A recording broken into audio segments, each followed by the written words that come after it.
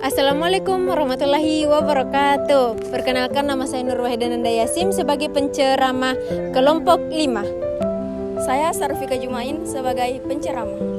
Saya Namira Nur Syahna sebagai sutradara. Saya Alvin Eka Wijaya selaku kameramen. Dan saya Novi sebagai editor. Assalamualaikum warahmatullahi wabarakatuh. Alhamdulillahirabbil alamin. Wassalatu wassalamu ala asyrafil anbiya'i wal mursalin. Sayyidina Muhammad wa ala alihi wa sahbihi ajmain. Amma ba'd. Puji syukur kita panjatkan atas kehadirat Allah Subhanahu wa taala. Karena atas nikmatnya lah kita masih sempat menghembuskan napas hingga saat ini.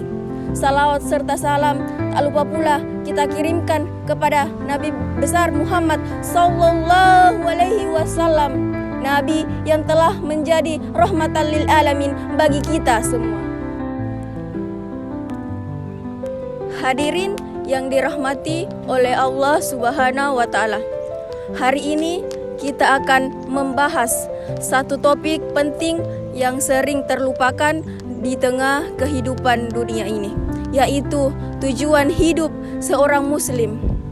Setiap manusia pasti pernah bertanya dalam hati, untuk apa aku hidup?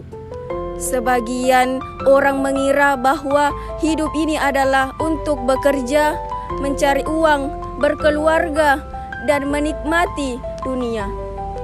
Tidak sedikit yang tersesat dalam mengejar materi, berpopularitas, atau jabatan tanpa tahu arah hidup yang sebenarnya. Padahal Allah sudah menjawab pertanyaan itu dalam firman-Nya. A'udzubillahi minasyaitonirrajim. Bismillahirrahmanirrahim. Wa ma khalaqtul jinna wal insa illa liya'budu.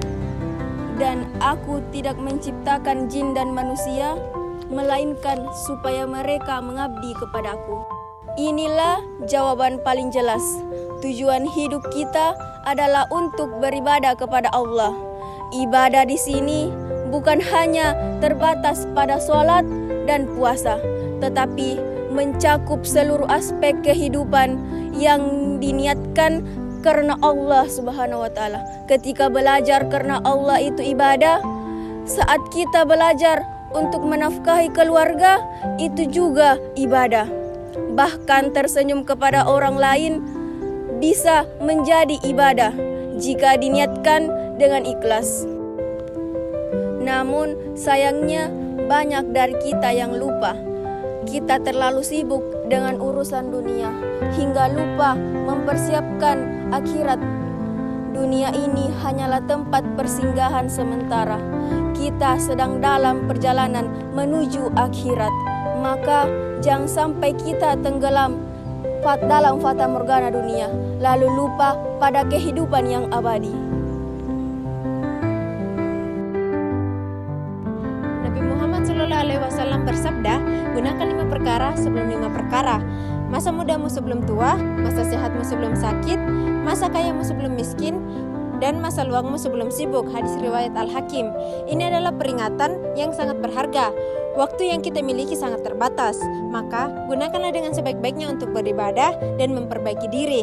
Mulailah dari hal-hal kecil. Niatkan belajar sebagai ibadah, perbaiki salat kita, perbanyak zikir dan tilawah, jaga akhlak, dan yang paling penting istiqomahlah dalam menjalani itu semua. Semoga Allah Subhanahu wa taala menjadikan kita termasuk hamba-hambanya yang sadar akan tujuan hidup serta mampu menjalani hidup sesuai dengan tuntutannya. Mari kita hidup di dunia ini dengan pandangan akhirat, karena sejatinya hidup yang sesungguhnya adalah kehidupan sebelum mati.